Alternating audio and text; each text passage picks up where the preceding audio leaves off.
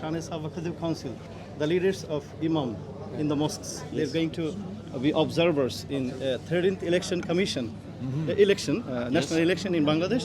So we are going to do some responsibilities in this election.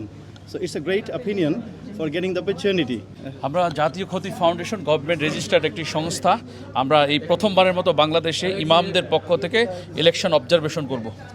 জাতীয় শানে সাবা খতিব foundation is going to observe election the first time. This is the first time in Bangladesh.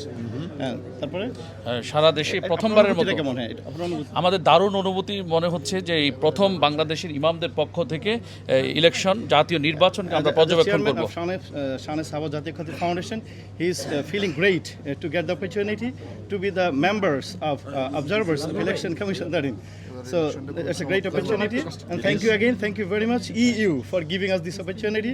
If I think and other organizations who are giving the opportunities.